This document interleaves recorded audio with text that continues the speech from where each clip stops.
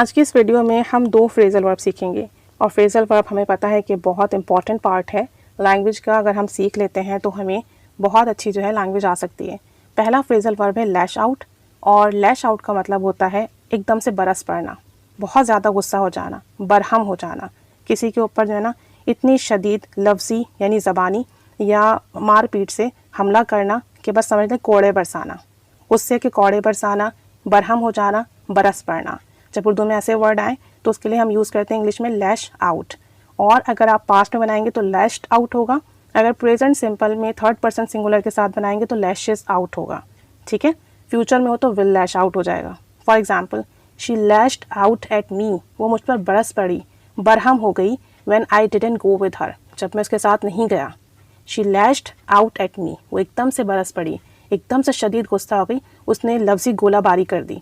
When I didn't go with her, जब मैं उसके साथ नहीं गया।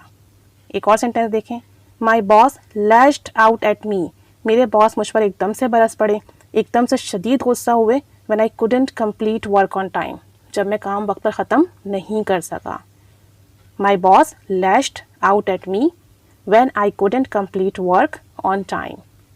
एक और एग्जाम्पल देखें, Our teacher lashes out, मेरी टीचर अक्सर बरहम हो जाती हैं, शदीद गुस्सा हो जाती हैं, बरस पड़ती हैं, when work is not submitted on time, जब काम वक्त पर जमा नहीं होता। ठीक है, अब ये प्रेजेंट सिंपल है कि टीचर इनकी एकदम से बरस पड़ती हैं, एकदम से गुस्सा हो जाती हैं, बरहम हो जाती हैं, लफ्ज़ी गोलाबारी कर देती हैं जब काम वक्त पर जमा नहीं होता। आवर टीचर लैशेस आउट, इसलिए यहाँ पे लैश में ईएस लगा, लैशेस आउट किया है। Our teacher lashes out when work is not submitted on time. तो लैश आउट मीन्स बरस पड़ना, बरहम हो जाना, लफ्ज़ों की गोलाबारी कर देना, या आप लफ्ज़ी या हाथ पैर से अटैक कर दो किसी पर। नेक्स्ट है freak out. Freak out, freak out means होता है हवास खो देना, हवास बाख्ता हो जाना, यानी सडनली कुछ ऐसा हो जिसमें आप बहुत खुश हो जाओ, बहुत दुखी हो जाओ, बहुत सरप्राइज हो जाओ, आपके हवास काबू में ना रहे, आप हवास बाख्ता हो जाओ, हवास पर काबू ना रख सको, उसके लिए आप यूज़ करते हो freak out. Freak out past में हो तो फ्रीक्ड आउट होगा, और वही प्रेजेंट सिंपल में थर्ड पर्सन सिंगुलर के साथ हो तो फ्रीक्स आउट होगा।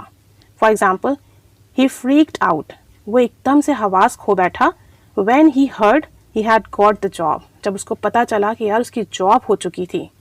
ही फ्रीक्ड आउट, वो एकदम से हवास बाख्ता हो गया, हवास पर काबू नहीं रख सका, हवास खो बैठा, when he heard he had got the job. एक और सेंटेंस देखें, this song just freaks me out, मैं जब भी ये सॉन्ग सुनती हूँ ना अपने हवास खो बैठती हूँ। Whenever I hear it, जब भी मैं ये सुनती हूँ। ठीक है, यानी ये सॉन्ग मुझे इतना टच करता है, इमोशनली इतना अपील करता है कि जब मैं ये सॉन्ग सुनती हूँ मेरे हवास पर काबू ही नहीं रहते। तो ये चूँकि प्रेजेंट सिंपल का है और इसमें दिस सॉन्ग है, सिंगुलर है, हमारा सब्जेक्ट तो फ्रीक्स हुआ है। ठीक है, this song just freaks me out, ये सॉन्ग हमेशा मेरे हवास खो देता है। Whenever I hear it, जब भी मैं सुनती हूँ। एक लास्ट सेंटेंस देखें, आई फ्रीक्ड आउट, मैं एकदम से हवास बाख्ता हो गया, हवास खो बैठा, and not even my best friend new, जबकि मेरे बेस्ट फ्रेंड को भी पता नहीं चला। यानी कोई ऐसा मामला हुआ, कोई ऐसी बात हुई कि मैं अपने हवास खो बैठा, मैं अपने हवास पर काबू नहीं रख सका, और जो मेरा बेस्ट फ्रेंड था ना उस तक कोई बात पता नहीं चली। I freaked out and not even my best friend new.